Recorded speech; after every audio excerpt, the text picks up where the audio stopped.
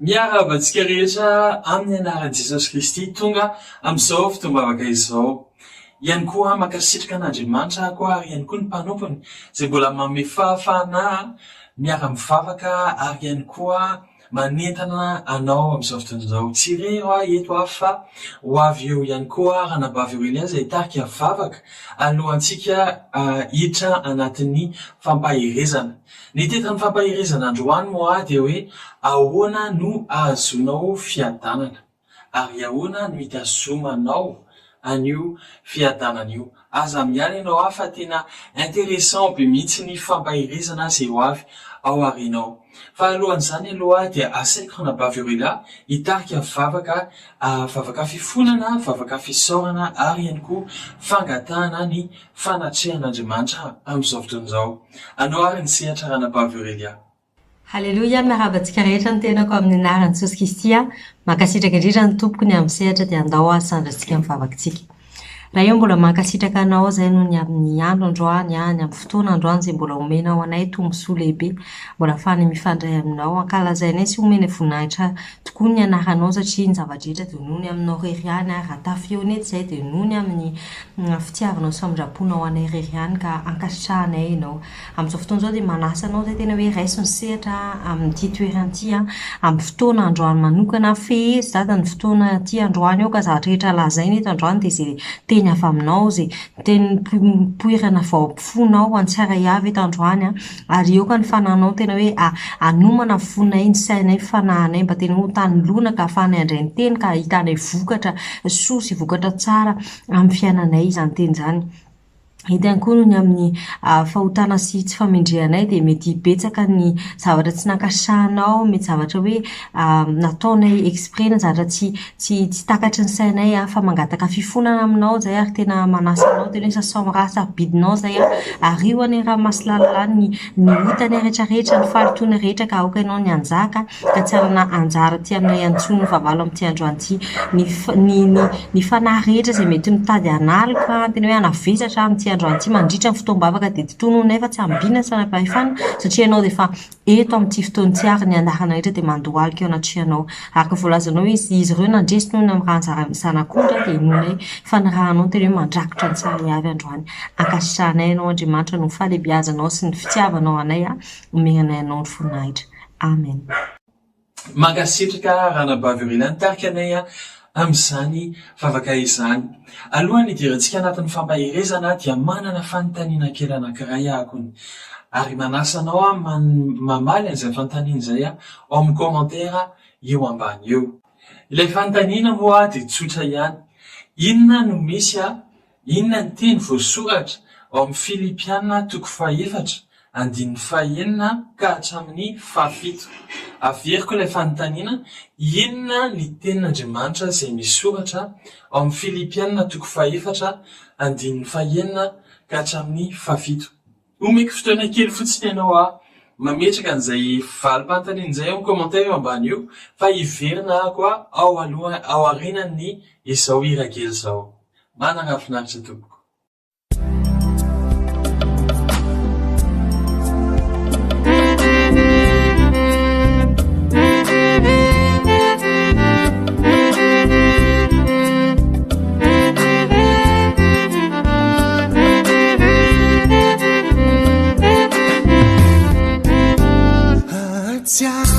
Anao isang ng raniyaw Efa nyona ang mila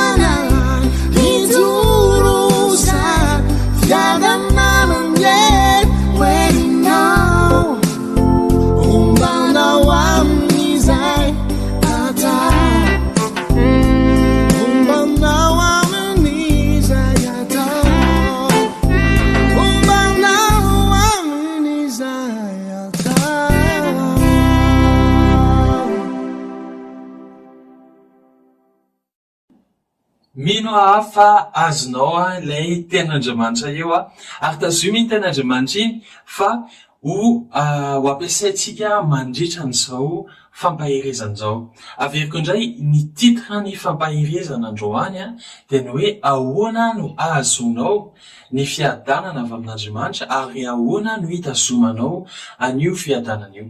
Alohan'ny fampaherezana dia tea iteny tantara kely aminao ako ny tantara izay nitranga moa ilay izy. Fantatrao fa tamin'ny 1945 nisy guerre mondiale dia nisy guerre nucléaire.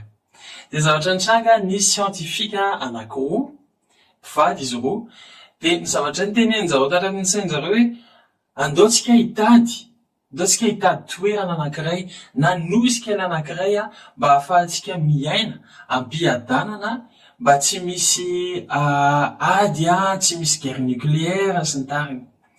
Dia zavatra nitranga dia hoe nahita toerana anankiray zareo izay tsy misy ady, tany tsy misy ady zany io. Dia tena nandefa mihitsy zany izy carte postale amin'ny fianakaviany, nahita toerana anankiray tsy misy ady izay tsy misy olana. Ny zavatra nitranga nefany roa volana aorianan'izay dia nataon'ny anglisy sy ny amerikana base militaire io toerana io. Aiza moa ny fiadanana amin'izany? Marina zareo fa nitady toerana misy fiadanana efa ambony tany nefa zavatra vetivety monja ilay izy ary tsy hita koa ilay fiadanana feo. Dia ny fanontaniana izay ezahana valiana eto voalohany izany dia hoe ahoana no ahazonao ny fiadanana? Ahoana ny ahazonao ny fiadanana? Fiadanana moa dia afaka kategorizena anankiroa. Voalohany ny fiadanana ara-panahy ary ny faharoa ny fiadanana eram-po na hoe ara-tsaina, eratsaina zany ilay izy, zavatra izay miatraka ao anatinao ao. Fiadanana voalohany moa dia ny fiadanana ara-panahy. Dia ity misy tantara kely teneniko eto ny amin'ny momba ny fiadanana ara-panahy. Misy zany olona anankiray, businessman izy io, afaka atao hoe stressé, mitady zavatra be da be zany izy atao nefa tsy misy vokatra ilay izy, dia tena stressé be mihitsy zany izy amin'ny fiainany. Dia nankany amin'ny dokotera anankiray izy dia niteny izy hoe zaho izy naiza jereko ohatry misy olana daholo, misy olana ny ara-pianapadiako, misy olana ny businessko, misy olana ny arabola, misy olana ny éducation, ny fianarany zanako. Dia hoy izy tamin'ilay dokotera, misy zavatra ve afaka omenao anahy amin'izany? Dia hoy izy ilay dokotera, ianao io tsy hoe voan'ny dépression fa ianao io stressé dia mila fiadanana ianao. Dia hoy izy ilay olona, ok, dia mba misy fanafody ve afaka omenao anahy izany, ohatra hoe tranquillisant na hoe fampatoriana na zavatra ohatr'izany? Dia hoy izy ilay dokotera, ie andraso fa omeko anao mihitsy ilay izy. Dia tsy namaky an'ilay prescription zany aloha ilay olona vao niala tao amin'ny dokotera fa hoe aleo zaho akany amin'ny pharmacie andeha hitady an'ilay fanafody. Tonga tany amin'ilay pharmacien dia gaga ilay pharmacien, dia hoy izy ilay pharmacien tamin'ilay olona, tsy afaka omeko anao ty. Dia hoy izy ilay olona gaga be, fangay ianao tsy pharmacien, fangay ty tsy pharmacie fa maninona tsy afaka omenao anahy ilay fanafody? Dia hoy izy ilay pharmacien taminy, raha mila an'io fanafody eo ianao dia mandany ianao any an-trano dia maka baiboly anankiray dia vakio ilay izy.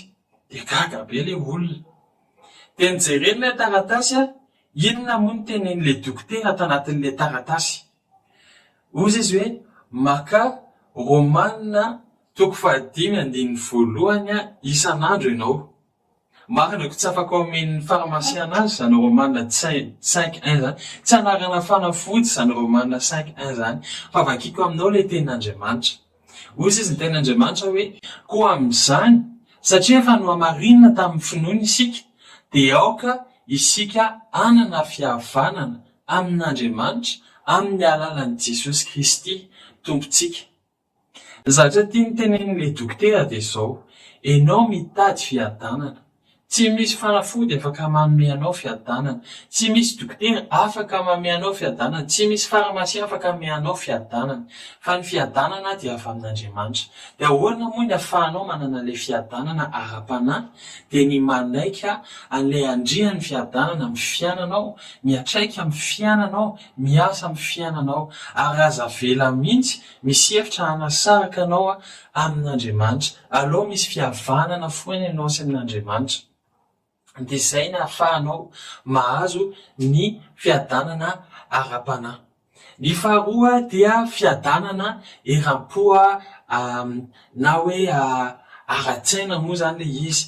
Inona moa zany alohan'ny namezako anao an'le izy dia hoe inona ny fieritreretanao hoe inona zany fiadanana zany. Avelako fotoana kely ianao mametraka an'izany teny zany eo ambany eo. Inona moa ny atao hoe fiadanana aminao? Fahasambarana ve le izy, sa hoe fifaliana ve, sa hoe filaminana, sa hoe endrika filaminana amin'ny fiainana ve zany atao hoe fiadanana zany aminao? Ahoana ny fihetseponao rehefa tonga zany hoe manana fiadanana ianao? Dia anio ihany ny fampahirizana fa heverina amin'ilay définition ny atao hoe fiadanana. Manarak'izay moa aloha za maka tenin'Andriamanitra anankiray ho anao. Izay misy ao amin'ny Filipianina 4:4-5 ka hatramin'ny 7. Filipianina 4:4-5 ka hatramin'ny 7. Izay miteny hoe aza manana inona na inona, fa aoka ny fivavahana sy ny fifonana mba misaorana no hoentinareo manambara ny fangatahanareo amin'Andriamanitra amin'ny zavatra rehetra, ary ny fiadanan'Andriamanitra izay mihoatra ny fahalalana rehetra hiaro ny fonareo sy ny hevitrareo ao amin'ny Kristy Jesosy. Averiko iny 5 iny izay miteny hoe ary ny fiadanan'Andriamanitra izay mihoatra noho ny fahalalana rehetra hiaro ny fonareo sy ny hevitrareo ao amin'ny Kristy Jesosy. Dia inona moa zany le hoe atao hoe fiadanana? Amiko ny fiadanana dia fahasambarana ary ihany koa filaminana amin'ny fiainana. Ny marina misy ny olona zao miteny hoe miadana satria tsy misy ady amin'ny fiainako. Miadana satria mandeha daholo ny ara-bolako. Miadana satria izao. Ny fiadanana dia tsy izay mihitsy. Ary ny fiadanana avy amin'ny tompo dia miasa tahaka izao. Na misy ady ary atrehanao eo, na misy olana izay atrehanao eo, dia ny fiadanana dia eo foana. Eo foana izy miasa. Ny fiadanana dia tsy hoe tsy fisian'ny ady, fa ny fahafahanao miatrika ilay ady amin'ny filaminana sy fahasambarana. Dia io filaminana sy fahasambarana entinao miatrika ady io dia tsy avy amin'izy zany, fa avy amin'Andriamanitra. Dia roa zany ny fiadanana ahafahanao azonao avy amin'Andriamanitra. Voalohany fiadanana ara-panahy, ary ny faharoa fiadanana ara-po ara-tsaina le izy. Dia ahoana moa ny ahafahanao mitazona an'io fiadanana io? Ahoana ny ahafahanao mitazona an'ilay fiadanana? Alohan'ny andehanantsika amin'ilay hoe ahoana ny ahafahanao mitazona an'ilay fiadanana, dia misy ten'Andriamanitra iray izay tsy ho vakiako eto fa fitianiko fotsiny ilay izy, izay misy ao anatin'ny Rômana 8:7-9, izay miteny hoe ny zavatra ataontsika aloha, ny zavatra ataontsika izay mitondra fiadanana ary ihany koa mampalehibe antsika tsirairay avy. Ho aseho eto moa ny tenin'Andriamanitra ao anatin'ny Rômana 8:7-9.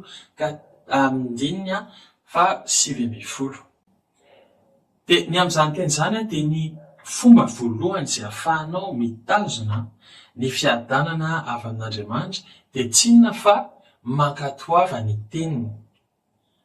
Maka exemple anankiray aminao raha ohatra ianao manana tomobila na manana motosikileta na manana bisikileta. Normalement iny misy boky anankiray tokony ho azonao, raha tsy hoe ngamba ny hoe ny vidiana tany amin'ny tsisy friperie moa ho an'ny tomobila, fa ny vidiana tany amin'ny ohatra hoe fidinao tamin'ny olona anankiray zany de izy tsy ambe boky anao fa raha iny tomobily io fidinao vaovao de misy boky na atao hoe manuel zay afaka vakianao. Io boky io de miteny anao ahoana ny fomba fampiasana io tomobily io, ahoana ny fomba fanaovanao mba hoe maharitra le tomobily, mba ahafahanao mampiasa tsara le tomobily mba tsy ahafahanao misy problème. Mitovy an'izany ny tenin'Andriamanitra de manuel amin'ny fiainanao zay mikasika ny ara-bolanao zany a, ny ara-pahasalamanao zany a, ny fanambadianao zany a, ny fianaranao a, ny relationanao amin'ny olona, mikasika an'izany lafim-piainana rehetrarehetra zany a, ny tenin'Andriamanitra zay manuel ho an'ny fiainanao, zay boky ho an'ny fiainanao. Io boky ny fiainana io zany dia mampafantatra anao hoe ahoana ny fomba fanaovana zany. Fa raha tsy manaraka fomba fiainana zany, fomba fatao zay mitondra fiadanana, fa raha tsy manaraka an'le boky ianao, dika zany tsy manaraka an'le fikasan'ny mpanao anao ianao, de normal be hoe tsy maharitra ny fiainanao na tsy maharitra ny zavatra ataonao satria tsy mandeha araka an'izay fikasan'ny nanao anao ianao, tsy nandeha araka ny fikasan'Andriamanitra zany.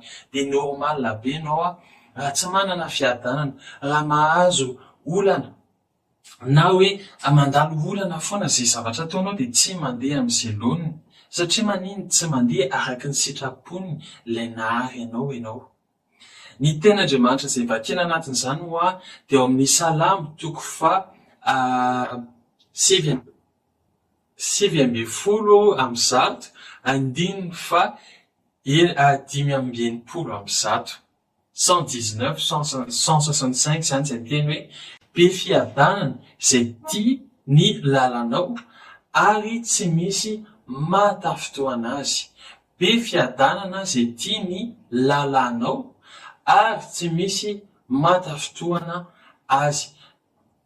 Ny fomba hitehirizanao ny fiadanana avy amin'Andriamanitra faharoa de ny hoe mifatofoana amin'ny fanatrehan'Andriamanitra, ny hoe mifanto amin'ny fanatrehan'Andriamanitra. Ny tenin'Andriamanitra zay vakina amin'izany moa de ao amin'ny Isaia toko fa 9 andininy 7, Isaia toko fa 9 andininy 7 zay miteny hoe ny saina tsy miovaova de arovanao amin'ny fiadanana tanteraka satria matoky anao izy. Ny saina tsy miovaova de arovanao amin'ny fiadanana tanteraka satria matoky anao izy.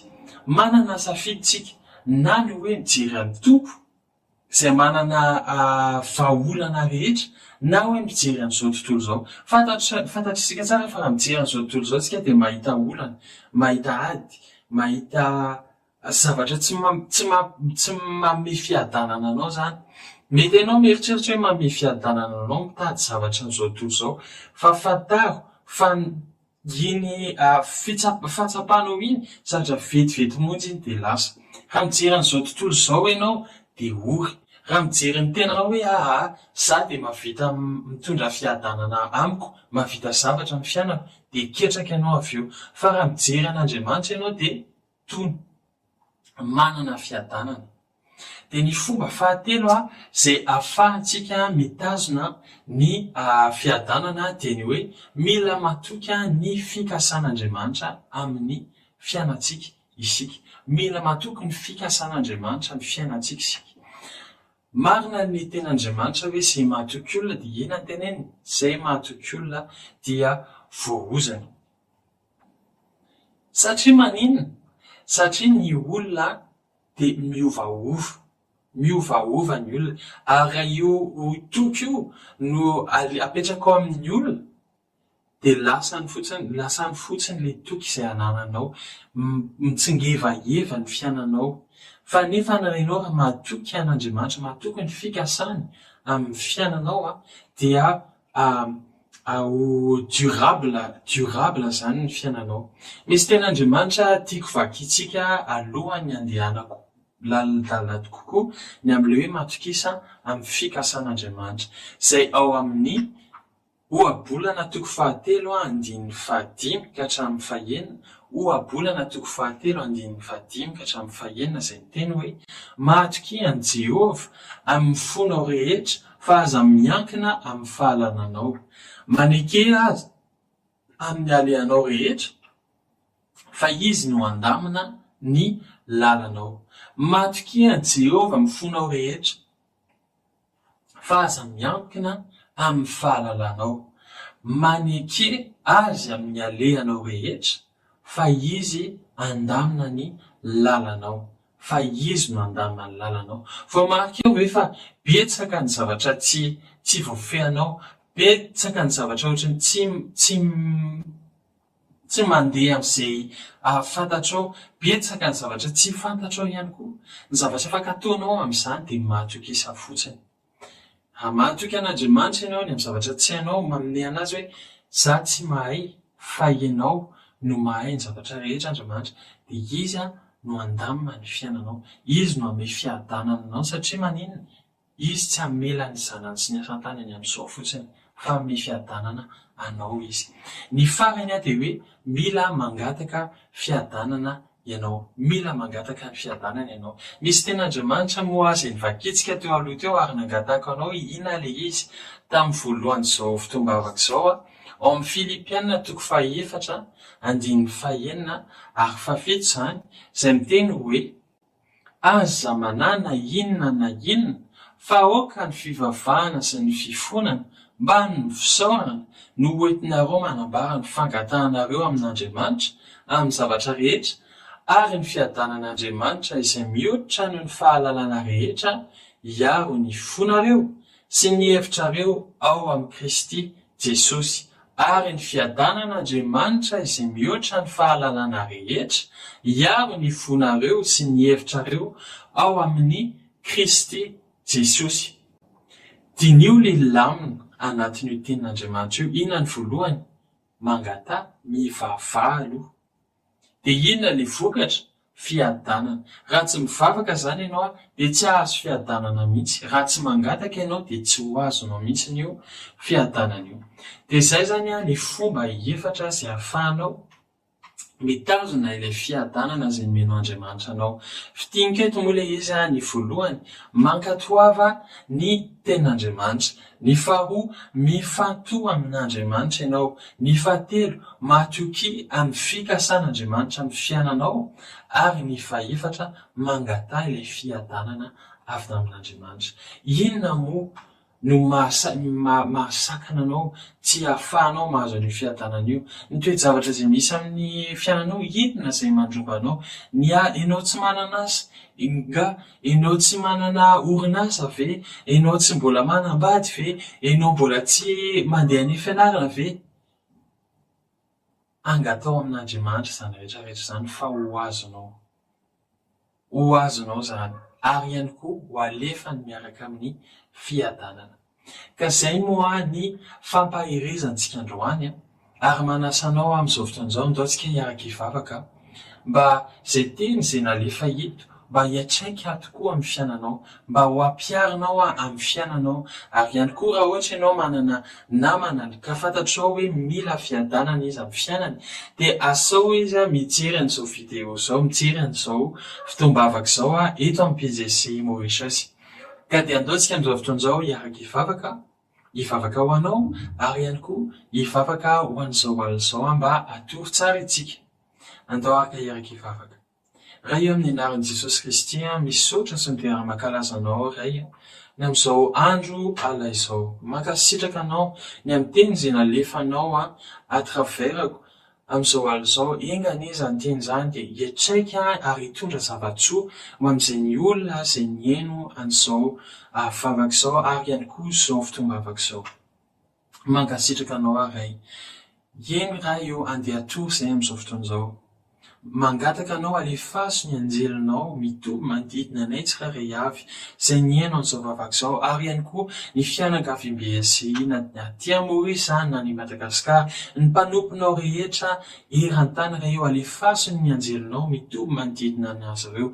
Raha andeha atoro izay dia atoro am-piadanana. Raha andeha atoro izay dia tsy misy asany ratsy fanahy, tsy misy fikasana ratsy fanahy zay akasika anay matory tsara zay ary ihany koa ahazo vision avy any aminao. Mankasitraka anao aray satria fantatro efa mihaino vavaka tsiraray avy ianao ary ihany koa efa mandefa ny anjely masonao itolo manodidina anay. Mankasitraka aray amin'ny anaran'i Jesosy Kristy anaovako an'izany vavaka izany. Amen. Amen. Alohantsika mandeha dia miteny ahako fa ny fotoana manaraka, ny fotoam-bavaka manaraka dia ao amin'ny groupe SCI Unity raha ohatra ianao ka aty Maurice ary ihany koa groupe SCI Vavaka sy Fiderana raha toa ianao ka any Madagasikara. Manomboka amin'ny 5 maraina, 5 sasany maraina moa ny fotoam-bavaka ao anatin'ireo groupe ireo.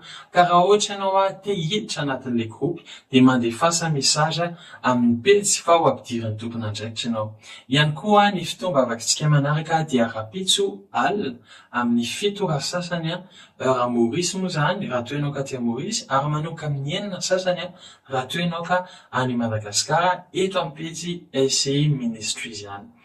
Dia mankasitraka anao nanaraka ka hatramin'ny farany ary entiko fahasoavana sy fandrapony anaraka anao amin'ny andro rehetra iananao dia hitoetra ao an-tranon'i Jehova andro lava ianao. Atovy aminao irery ihany, entiko fahasoavana sy fandrapony anaraka amin'ny andro rehetra ianako dia hitoetra ao an-tranon'i Jehova andro lava ao.